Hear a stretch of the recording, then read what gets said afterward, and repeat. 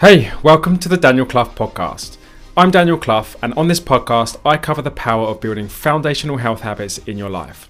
I also share strategies that can help you build your own foundational health habits so that you can become the best version of yourself. In this episode, I cover a short process I go through that helps me get the most out of each month when it comes to my foundational health habits. I hope you enjoy it and find it useful.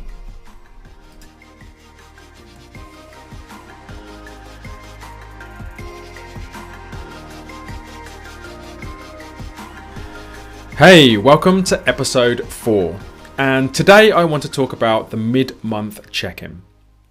As I was ticking off some of my habits earlier today, I noticed that we were just over halfway into February, so it felt like a good idea to take stock of where I am so far in the month. Now, this isn't a process that's set in stone for me to do.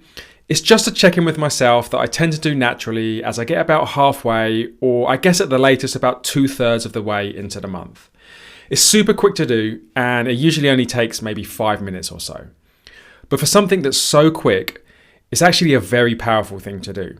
And I wanted to explain why, and also to give you a bit of a peek as to how I'm actually doing in February with my own habits, because this will give some context for why the mid-month check-in is so useful. So let's start with why I find it useful. Firstly, it's simply an opportunity for me to zoom out a bit and look at the bigger picture. It's so easy to be in the weeds with each habit and to think about how you're doing on any given day that you can end up losing sight of what's happening across all of the habits and over a longer period.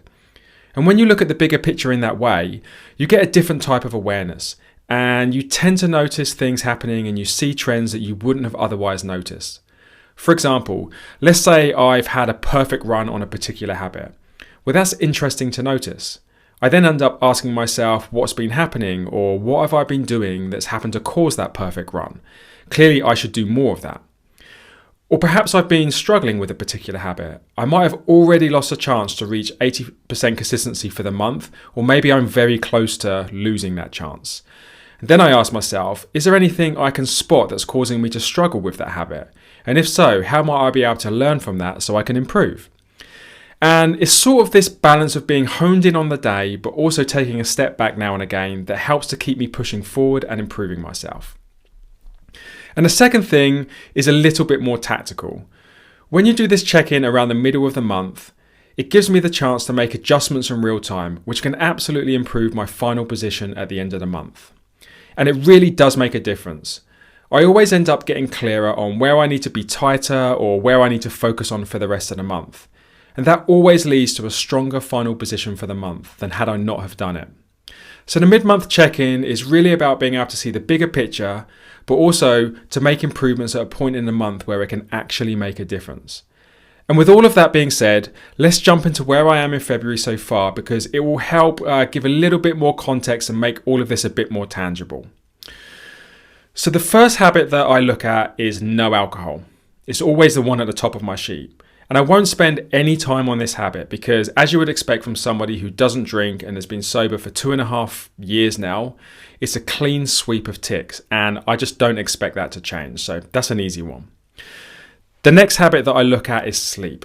So far in February, I've missed my sleep goal of 6.5 hours 3 times. Now, that's kind of where I would expect to be for about 2/3 of the way into the month, so it's not really that big of a deal.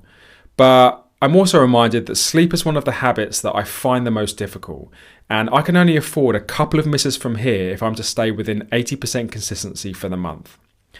So ideally, I need to make an extra effort here to push for another week or so without a miss, and that should pretty much guarantee that I hit 80% consistency for the month.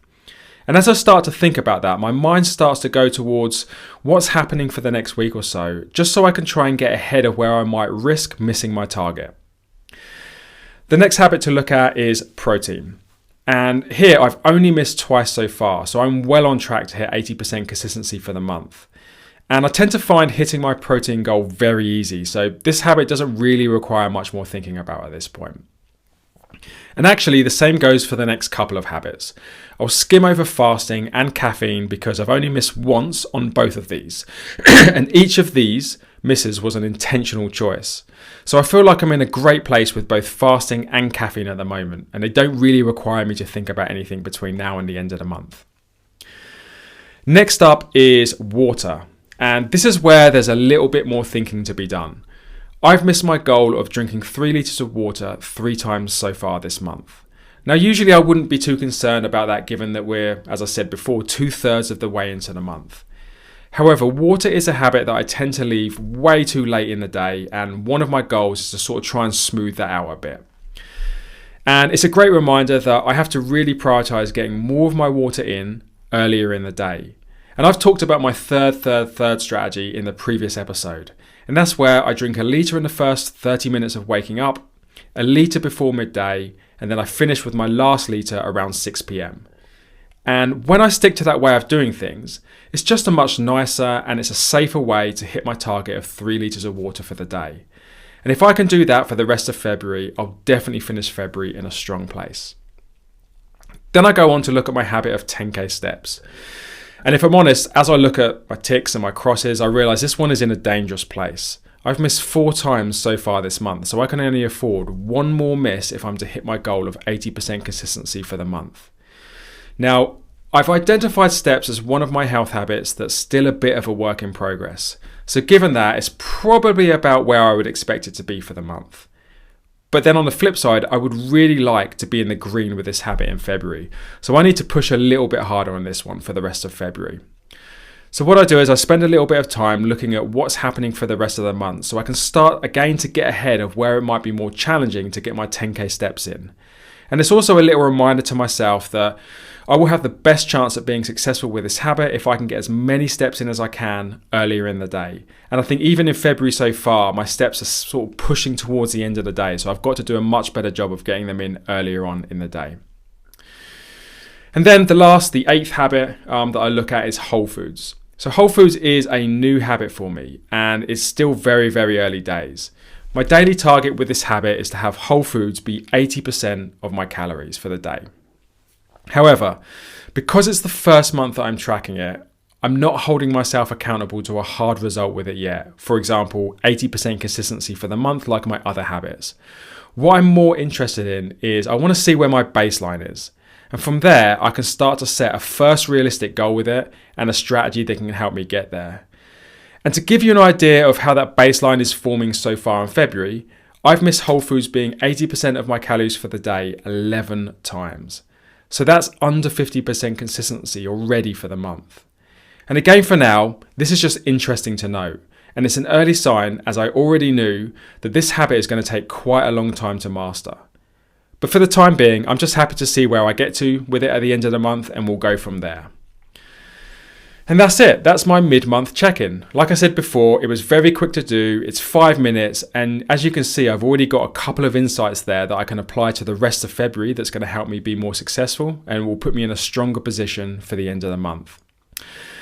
And look, there's plenty of habits that are completely fine and they don't need any attention at all. And it's actually quite nice to just take a step back and simply observe that. It's a good feeling. But like I said, there's also a few habits that need some extra attention over the next week or so if I'm going to stay on the right side of things for the month. And I know what I have to do there now. So I hope this was useful to give you a bit of a peek into my own mid-monthly check-in. If you're already tracking foundational health habits, why not give the mid-month check-in a try for yourself? It's a very nice reminder of how you should keep the balance between both the day-to-day, but also the big picture from time to time. And if you're not already tracking foundational health habits, well, check out the last few episodes, and I would suggest starting as soon as you can. It will make a massive difference in your life. Thanks for listening, and see you in the next episode.